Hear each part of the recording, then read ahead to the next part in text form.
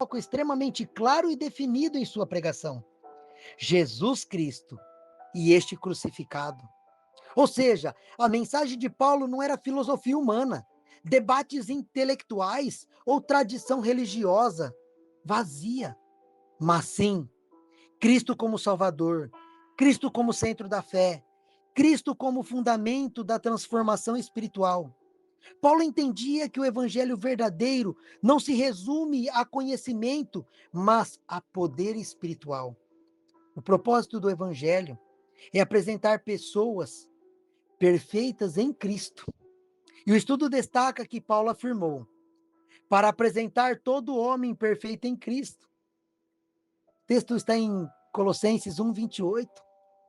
Isso mostra que o evangelho não é apenas para consolar pecadores, mas para restaurar a imagem de Deus no ser humano, amadurecer espiritualmente os crentes, conduzir o cristão a uma vida de crescimento e santificação.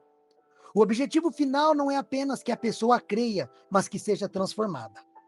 Paulo desejava uma igreja gloriosa, santa, sem mancha, sem defeita.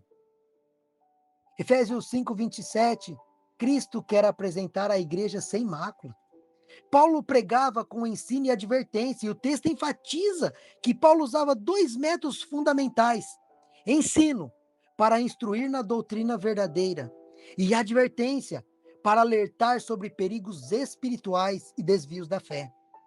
A lição explica que Paulo buscava alcançar o crescimento cristão por meio do equilíbrio entre ensino bíblico sólido, correção amorosa, alerta contra falsas doutrinas.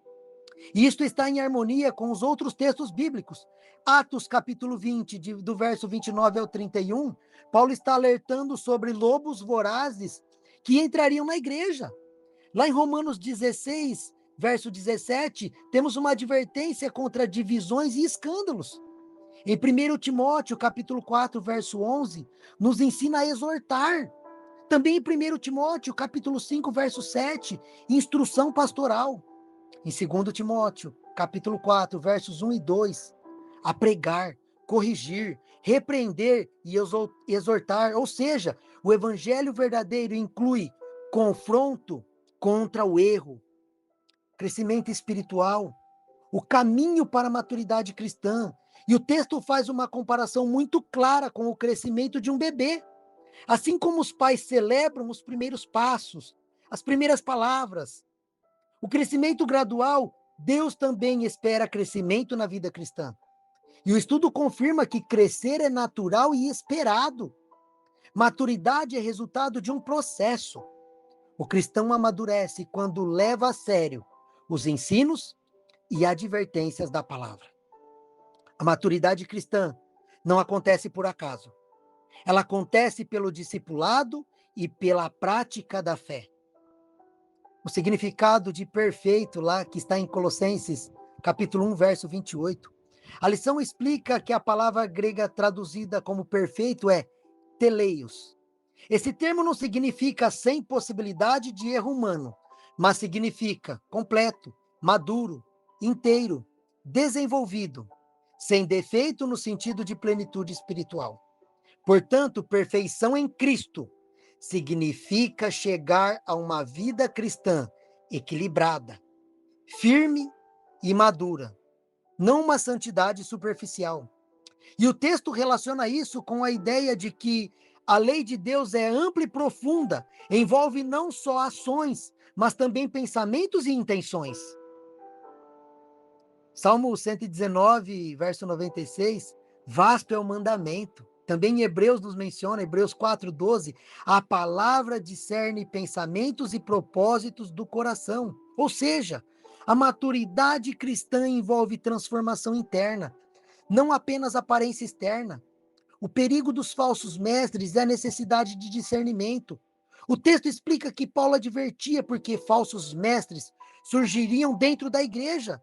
E a lição diz que falsos ensinos geralmente misturam verdade com erro. Parecem bíblicos, mas distorcem elementos essenciais. Não atacam diretamente a Deus, mas enfraquecem a fé. Lançam dúvidas sobre a validade da palavra. E o texto orienta que precisamos ser prudentes. Prudentes como as serpentes e simples como as pombas. Mateus 10:16. Isso significa não ser ingênuo espiritualmente. Aprender a discernir doutrinas, testar tudo pela Bíblia. O poder do evangelho não vem do esforço humano, mas da força de Cristo. E o texto conclui destacando que Paulo trabalhava intensamente, mas reconhecia que não era pela sua própria capacidade. Em Colossenses 1:29, Paulo afirma que ele luta segundo a sua eficácia, que opera eficientemente em mim. Essa luta era Cristo, ou seja, o evangelho tem poder real.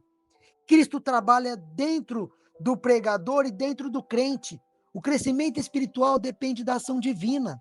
Paulo pregava, ensinava, advertia com intensidade, mas a transformação vinha do poder de Deus. E essa lição nos ensinou que o evangelho tem um propósito muito maior do que apenas converter pessoas. O evangelho tem poder para levar à maturidade espiritual. O evangelho tem poder para produzir santificação. O evangelho tem poder para fortalecer a igreja contra heresias. O evangelho tem poder para formar discípulos completos em Cristo, preparar um povo para se apresentar diante de Deus. O evangelho verdadeiro não é apenas perdão, é transformação, é amadurecimento, é crescimento até que Cristo seja plenamente formado em nós. Colossenses 1:28.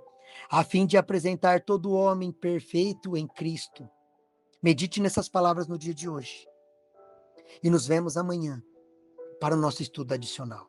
E tenha um dia abençoado na presença do nosso Senhor Jesus Cristo.